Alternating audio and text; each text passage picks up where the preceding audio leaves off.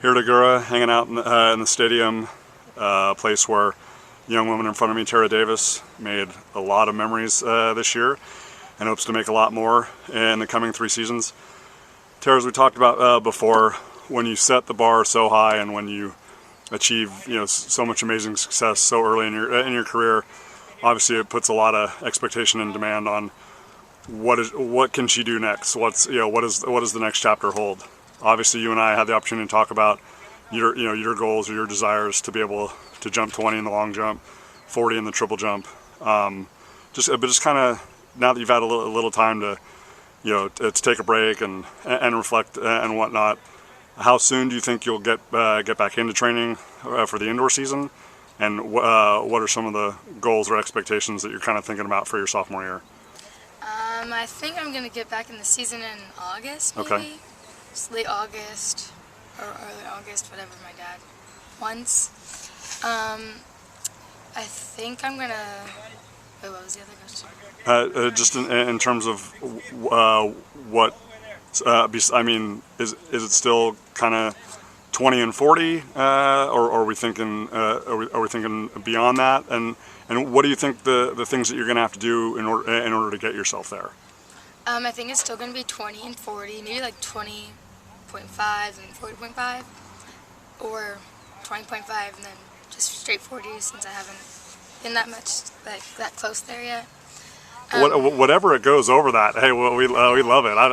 If you're 21 and 41, that's spectacular. I just think that those are kind of 2 numbers that have probably been on your mind for a while, and it's like once you clear those barriers, then it seems like everything kind of becomes clearer and kind of becomes easier after that. So those are kind of the expectations for you. What just from what you learned this year, and just how demanding the season can be, and all the training that you had to put in, what do you think the things are that you're really going to have to focus on from August on through indoor season and as you get ready for outdoor season in order to make those dreams and those goals a reality?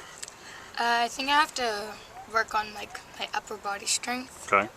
Like my core and then my legs. Gotta get those a little bit stronger so I can hold myself in the air longer. So hopefully I can get that during the season. Okay. Or the off season. Okay.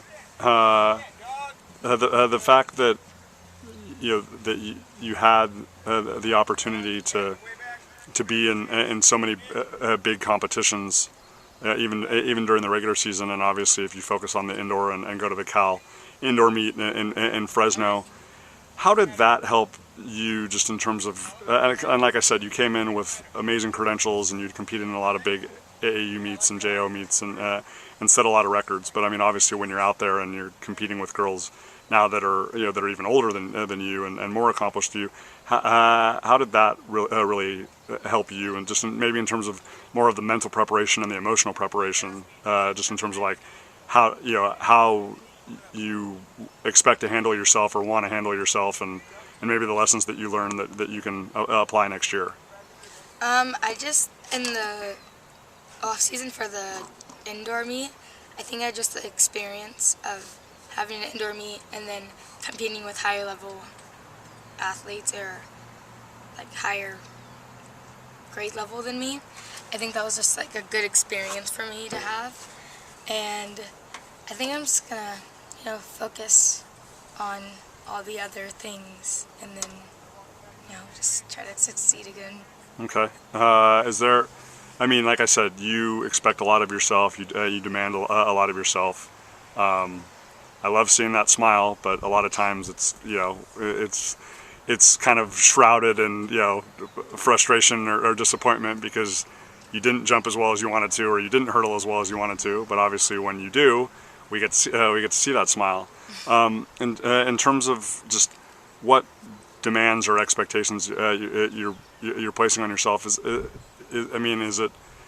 the type of situation where you learned like, hey, I might not be great every single time out. Like things might not always go according to plan or according to script every single time out, but as long as I can keep progressing and advancing and keep getting through the rounds in the postseason, to put myself in a position to jump 19.5 and 39.10 and a quarter. I mean, is that something that you'll kind of apply to this year, just in terms of like, hey, some days we don't always need to be great. We just need to be efficient and effective. I mean, is that like a learning tool that you took away from this season?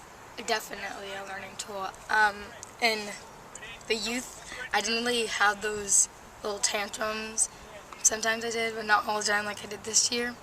So it's definitely a learning tool that I need to keep in my mind when we talk it home.